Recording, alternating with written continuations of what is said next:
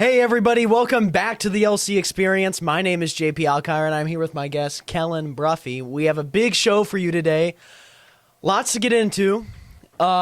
Today, basically, we're going to be talking about the WVSSAC and the legal catastrophe. It's catastrophic. The legal catastrophe that's going on with the ranking system in the football playoffs for all the classes, really, but mainly AAA.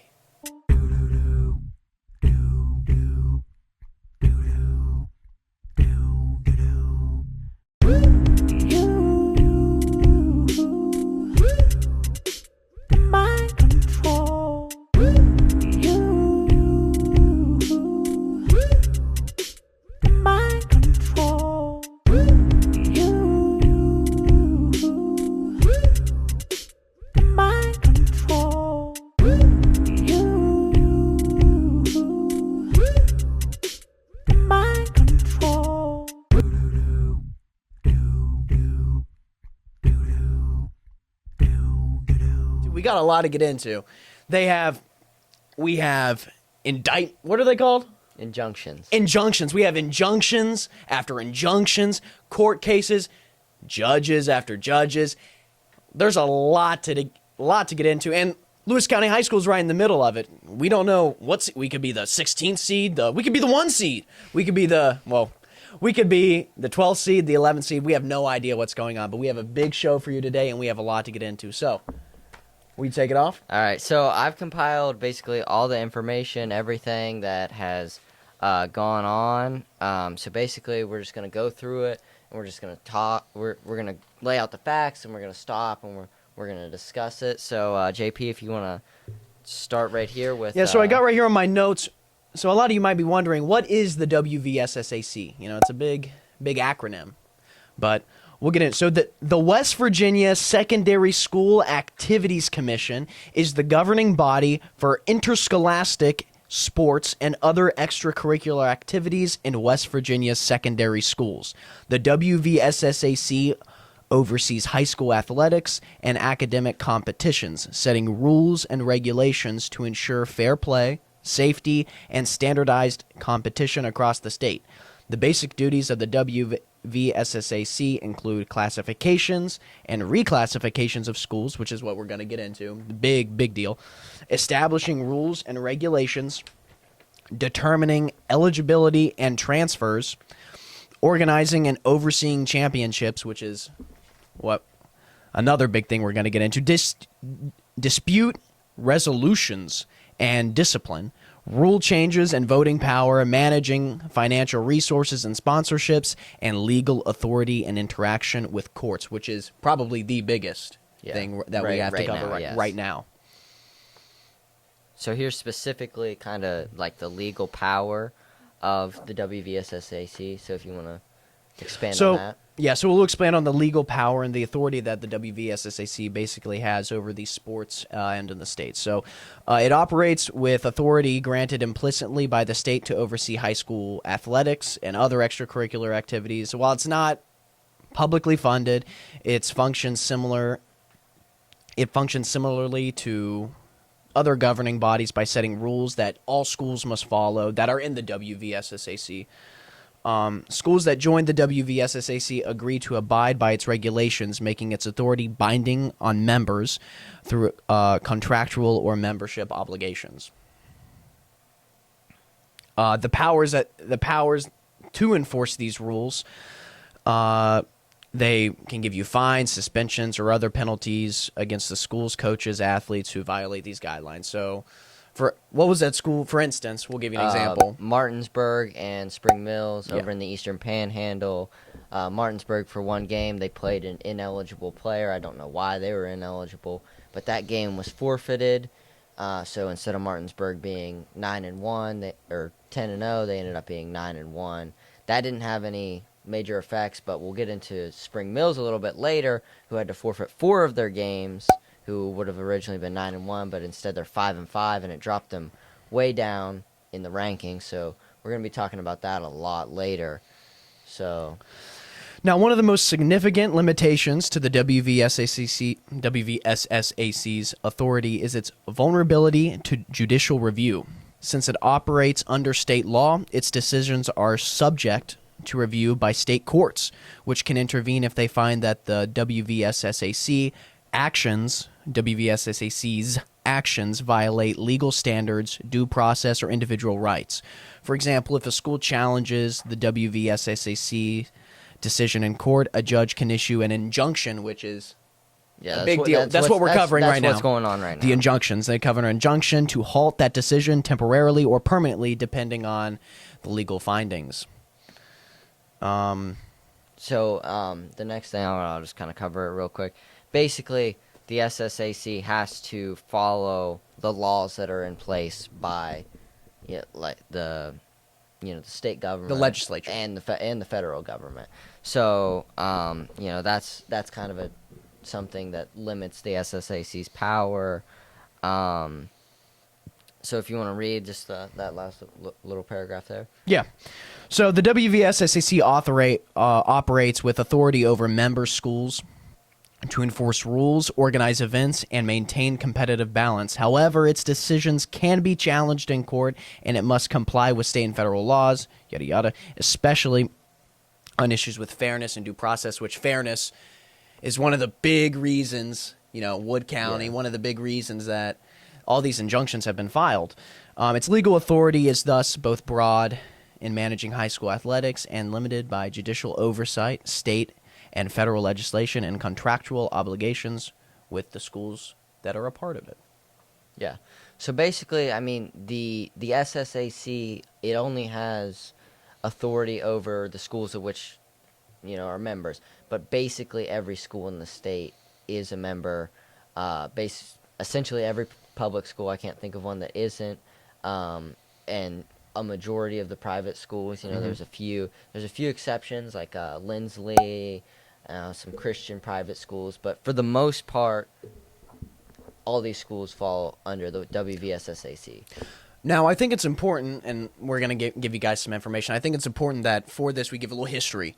Yeah. We give a little history about what these classifications are, what the rankings are going on. So I'll get that. I'll let you take that away with the history of, the classifications and what all this catastrophe is about, this legal catastrophe. All right. So in order to understand this catastrophe, we have to go back 4 years ago in 2020 when the WVSSAC reclassified all the schools. So every 4 years, they basically a random day in October, they just pull the enrollment of a school, and that's how they determine the classes. And so forever, there's been single, double, and AAA. But that year in 2020, they decided that they were going to add Quad A for only boys and girls basketball. So that would go into effect in the 2020 to 21 school year. So this would be the first time that we would see Quad A. And that was a big deal at the time, and honestly, I think Quad A and boys and girls basketball was well received for the most part. Everybody gets a trophy. A lot of schools got opportunities that they wouldn't have otherwise had, and I think with the success of that, we moved to 2023. In December of 2023, the WVSSAC held a vote to expand to 4 classes. The vote was pretty decisive. It was a 117 to 16 vote. I don't exactly know who it was voting. I assume that was the schools that are members. So most schools favored moving to a 4-class system. So in December, the WVSSAC announced that starting in the 2024 to 25 school year, the 4-class system would be added to 5 additional sports, that being football, volleyball, cheer, baseball, and softball. So that was well received. Everybody was like, okay, this is good. Right. But the thing that kind of got a little bit controversial was the new formula created for this classification. So as stated previously, it was 100% enrollment based for years. But now with this new formula, it is 80% enrollment based and 10% socioeconomic status and 10% proximity to a city of 10,000 people. So what's your opinions on that new formula? Well, I don't even know what, like, okay. I don't even know socioeconomic status. Like I know what that means, but Yeah. does anybody really know what that means? Yeah. Like, we live in West Virginia. The socioeconomic status is pretty similar throughout the state. Through the majority of the state, it's pretty similar. Yeah. And then you get to a city with over 10,000 people. I think But like proximity. like, so like you could what is proximity? Like, how many miles, or yeah. So if a highway runs through there? Yeah, Like, so like really what I'm thinking, weird. like if you're a small Christian school like Trinity, Sure. for instance, that has probably 100 kids. They're right next to Morgantown. Yeah. So does are they going to- so they would probably get in the upper echelon of points, which I guess that kind of makes sense. I mean, I sort of understand because they still have those resources that Morgantown has to offer, but Yeah, I see it. For instance, the I-79, going Yeah. up I-79, as you leave Charleston and start going up I-79, it progressively gets more richer and richer and richer. Yeah. So, you go up through, Nicholas County, you go all the way up through there, and you go up Braxton, and then you get to Lewis County, which we're at right now, and then you get to where the socioeconomic status jumps and skyrockets is when you get to Harrison County and you get to Monongalia County. yeah. So I think that, to be honest, this is my take on it. This is how I think it should be classified. I think you should look at each individual sport. Yeah. And I think for the individual sports, you should class that team based on how many people are playing that sport.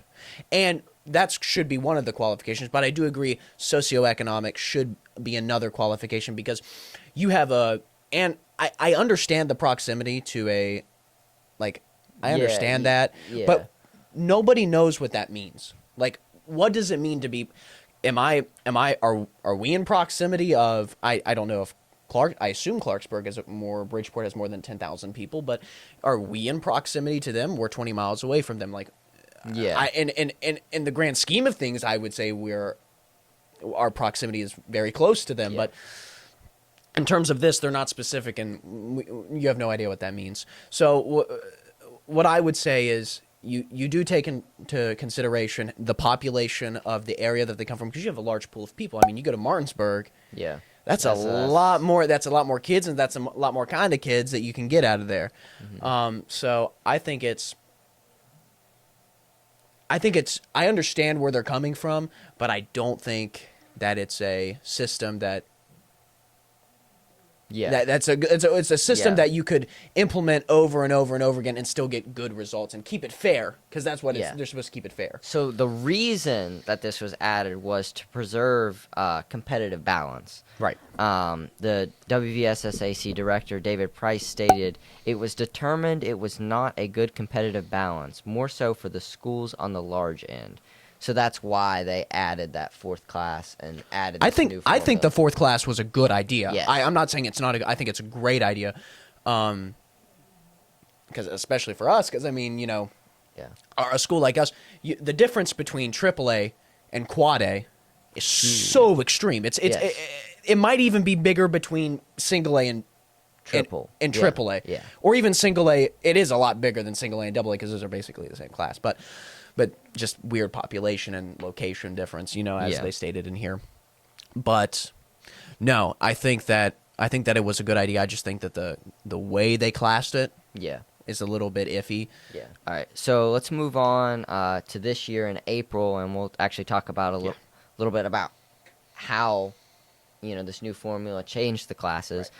So in April of 2024, the detailed list of the classifications was released, and it was met locally. It was met with a little bit of controversy here in North Central West Virginia. You had Bridgeport, who was a semifinalist in the AAA football, in 2023. Yeah. They stayed in AAA, whereas a team like Buchanan moved up to Quad A, and Preston Yeah. moved up to Quad A as well. And I mean, I don't know if you I don't know if you guys are familiar with this, because some people might not be familiar with how the history of these football teams. Yeah. But Buchanan Upshur and Buchanan Upshur and Bridgeport Senior High School. Yeah. Because that's what they're called, Bridgeport Senior. I believe that Bridgeport Senior High School.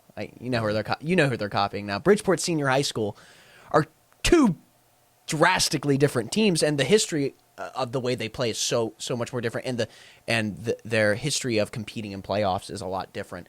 Yeah. And to rank Buchanan over Bridgeport.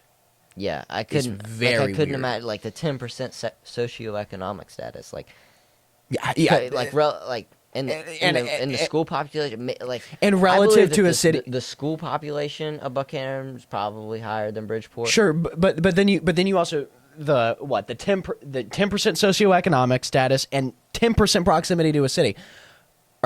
What city are they? With 10,000 people, what city are they approximate to?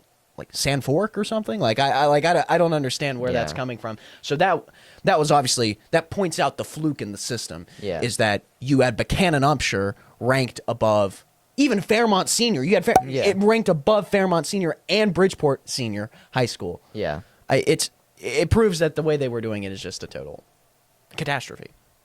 So a lot of people were upset about that, including these schools. So on August 13th, the WVSSAC Review Board upheld appeals from 11 schools, meaning that they would be reclassified just a couple weeks before the start of the football season. So Frankfurt moved from AAA to AA. Let's see. John Marshall moved into AAA. I'm just going to talk about the ones that are kind of relevant to Lewis County. Preston moved into AAA. Oak Hill. Yes, Oak Very Hill relevant. Moved. St. Albans is relevant. Yes. They ended up, they moved to AAA. Spring Valley moved into AAA. And a few other schools. Tyler Consolidated. We'll touch down. on the reason why that's important. It's not really important for football, but it's important for other sports as well. Yes. That we'll touch on, mainly volleyball, because I know that they reclassified them with cheer and volleyball. I don't really know a lot about how the cheer thing's going, but I know the volleyball thing is a big deal, at least a big deal right now. So a week later, I don't know if these other schools kind of jumped on the bandwagon or what, but a week later, 11 more appeals were upheld. It's like a week before the start of the season, so that was Buchanan, as we talked about. They moved back down into AAA, Capital, Riverside, South Charleston, and then there's a few other schools like Lincoln moved from AAA to AA, and that'll end up having an impact a little bit later. But the reason that this was such a big deal was because of the new rating system. So basically, wins against higher classifications yielded more points, which helped determine strength of schedule. Yeah. I mean, that's kind of a general oversimplification of a somewhat complex rating system. Absolutely. But generally, if you're playing a quad A team, you're going to get more points than playing a AAA team. Sure. Yeah. And so on. And that's how it should be, really. Because I mean, you have, and to be completely honest, and this is why the whole rating system's so weird. We played Fairmont Senior, who, in my opinion, with their proximity to a city larger than 10,000 people and their socioeconomic status, should be in Quad A. Yeah. And we play them, and we don't get any extra points. But if we were to play a team like Buchanan, no, if we were to play a team like, we'll give an example. If Roane County, when Roane County played us, they got, they got extra points because we were in a class above them. Yeah. And if we were to play somebody like Martinsburg, it makes sense. Yeah. But the reason why it's not really working is because of the classification. So the rating system, in theory, could work. Yes. But the classifications is not working. And that's what all the fuss is about. And another issue that you run into is when you play a class below you, when you play a really good team like Roane County, who won 10 games, beat North Marion, beat a lot of really good teams, and you're like, that should be valued higher than playing a really like an 0-10 quad A team. Right, or a team like Capital who's 3-7. Yeah. Or a team like if the classification system if they didn't make their appeals, Buchanan Upshur who would be in quad A. Yes. So it's Yeah, but the major effect was these teams had their schedules out. So if you're a team like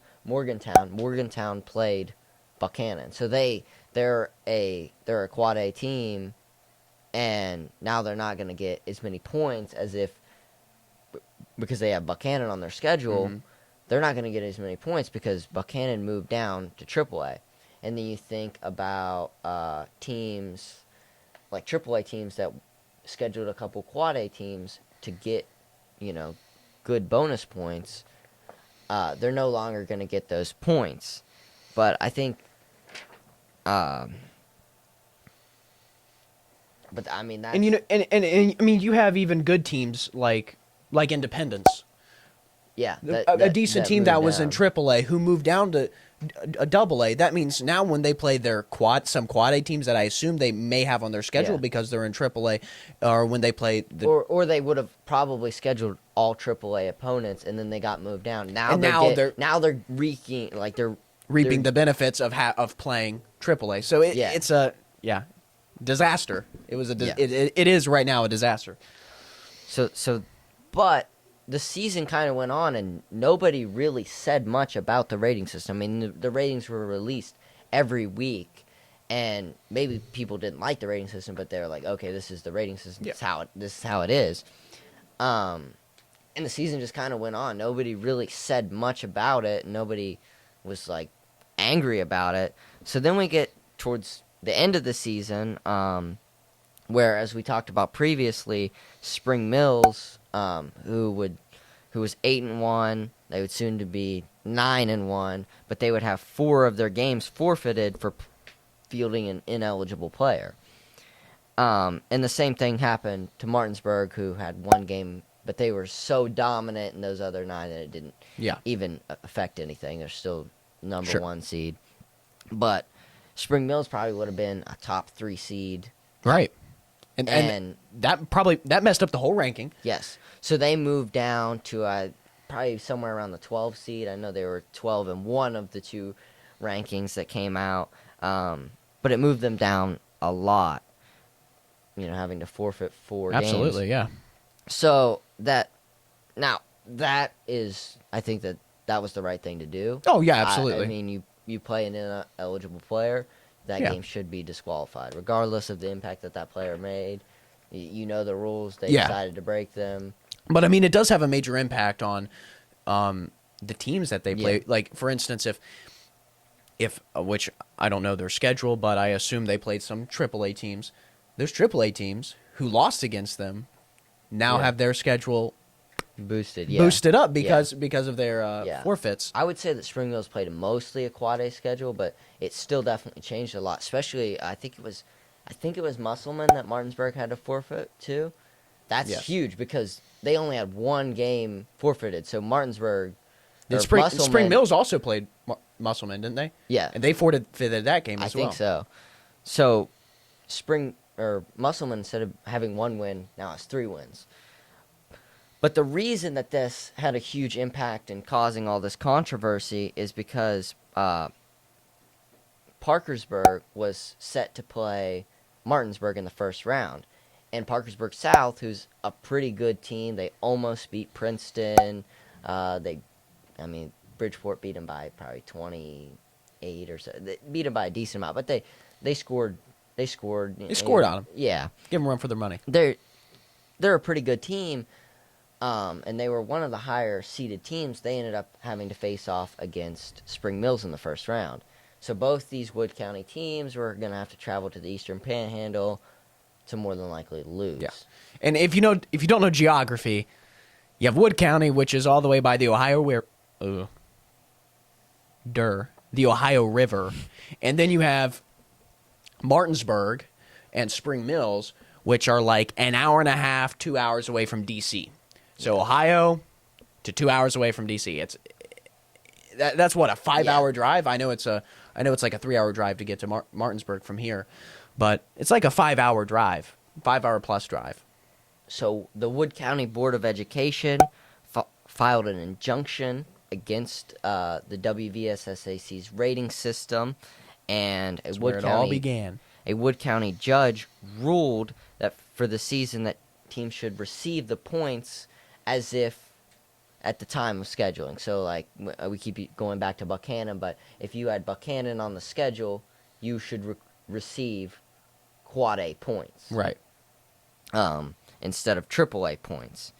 So, as we stated earlier, these judges they're higher, they're above the WVSSAC.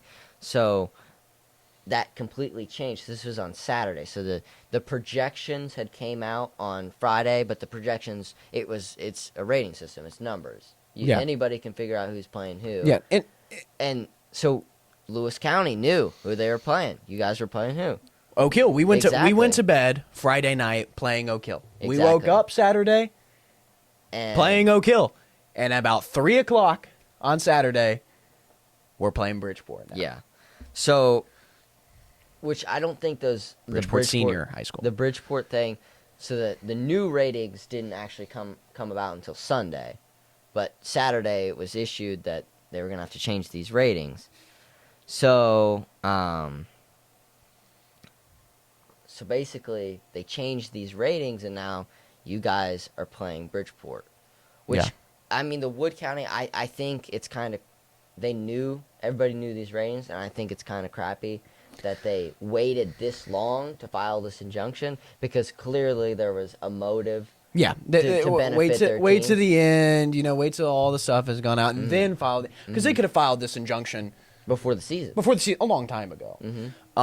But I'll give props to Wood County BOE for sticking up for their students. Yeah, they stuck up. it's a good thing to do that, and it's respectable, but you kind of screwed everybody. You screwed a lot of people They over. definitely screwed But a lot of people over. props to sticking up for your students. I think that's a very good thing. So these new ratings had a major impact because it removed 4 teams from the playoffs. That included Hampshire and Point Pleasant from the AAA playoffs, and West Side from the AA playoffs, and Tulsia from the Single A playoffs. So Hampshire and Point Pleasant were both replaced by they were both 3 and 7. It was Capital and St. Albans that replaced them. West Side was replaced with Lincoln, and Tulsia was replaced by St. Mary's. Right. So basically, it's not. We talked about fairness.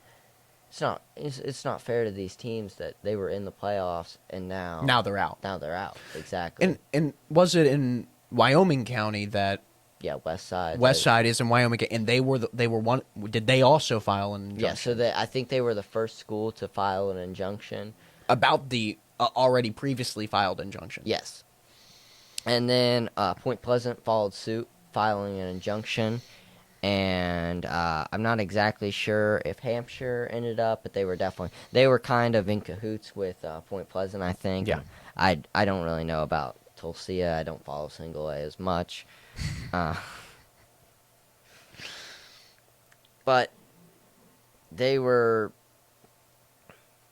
I mean, I would obviously be mad. I mean, if you guys got removed and.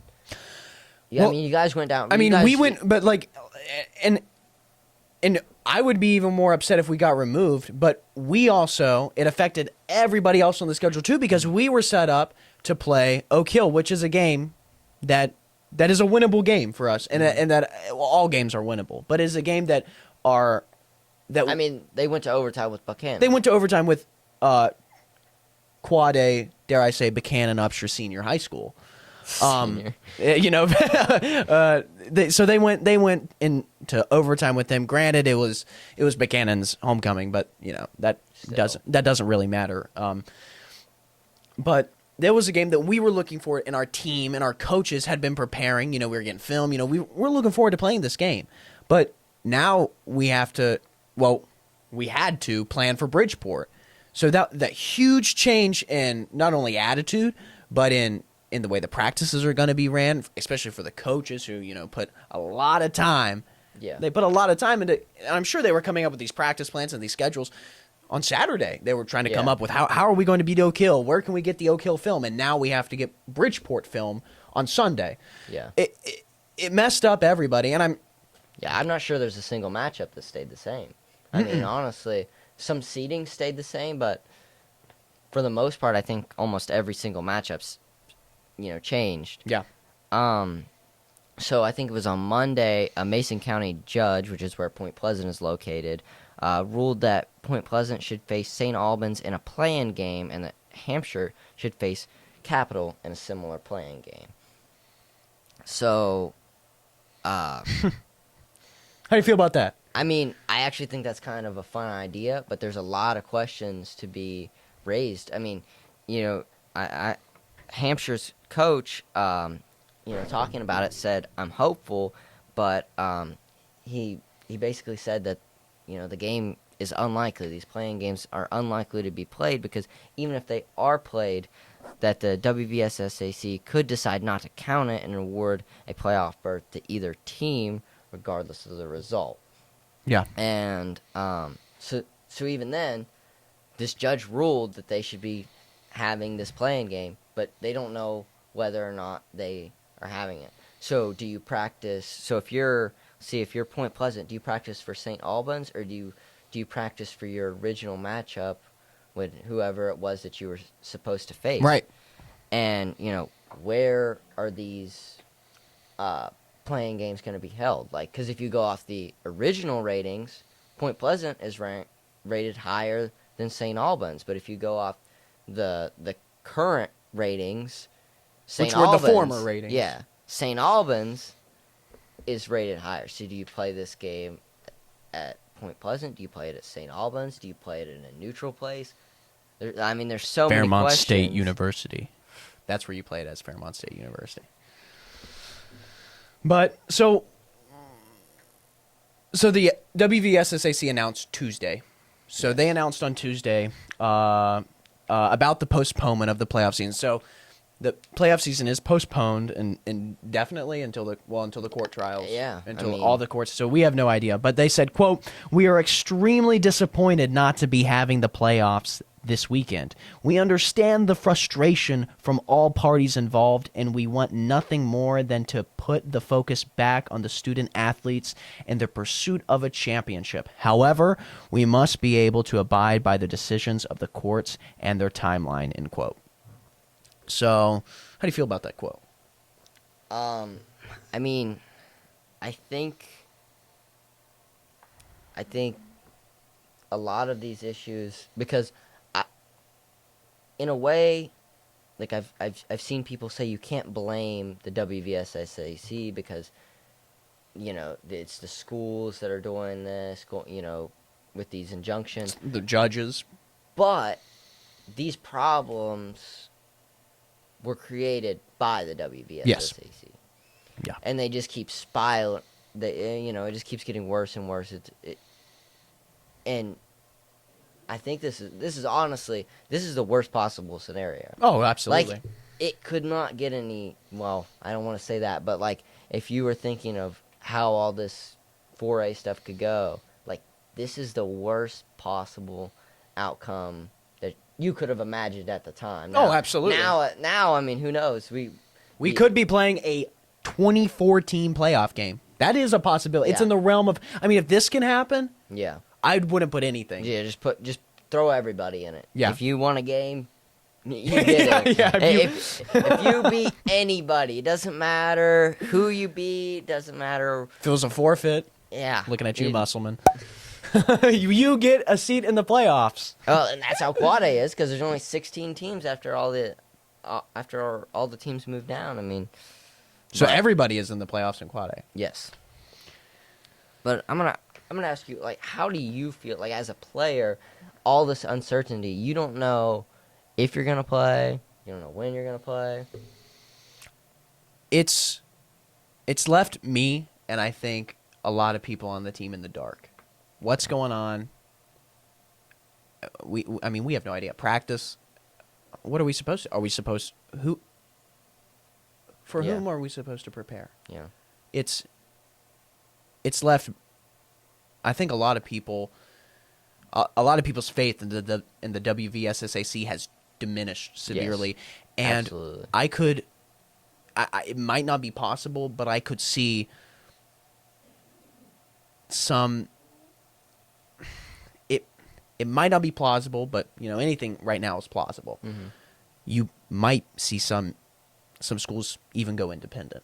Yeah, and I mean that's a possibility. And some schools leave the WVSSAC and maybe formalize a new one together.